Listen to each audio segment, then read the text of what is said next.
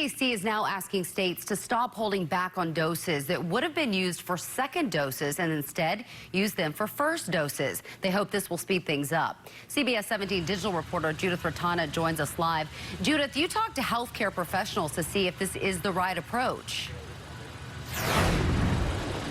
Right, and so far, local health departments say they are still digesting this news. Here at Wake County Public Health, they say they're continuing on with their original plan unless the state says otherwise. Meanwhile, infectious disease experts say the CDC's pledge to a guaranteed second dose is a big promise they need to keep.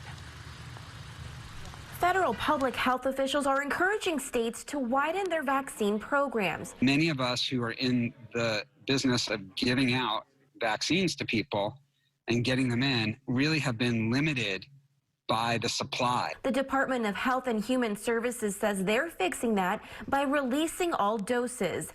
They say there's currently more supply than orders coming in. Every vaccine dose that is sitting in a warehouse rather than going into an arm could mean one more life lost or one more hospital bed occupied. The change is a gamble. DHHS is counting on manufacturing enough doses to go back and vaccinate people again. That second dose needs to be given within a 21 or 28-day time frame, depending on your vaccine. I don't think we should be playing around with that kind of dosing. We should be doing the dosing that was called for in the trials. This comes shortly after the state changed its plan to include people 75 and older.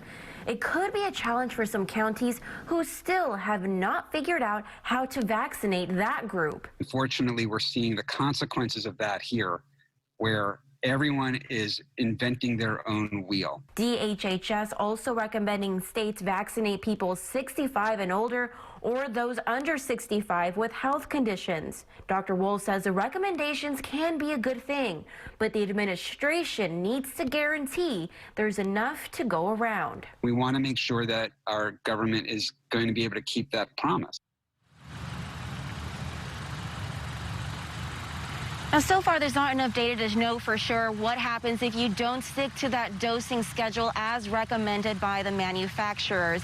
Now, today, the federal public officials that were speaking also said they were going to be prioritizing shipment of doses to states who were able to get them out more quickly to people. Now, if you want to know your county's vaccination plan, we have that for you online at CBS17.com. Live in Raleigh, Judith Ratana, CBS 17 News.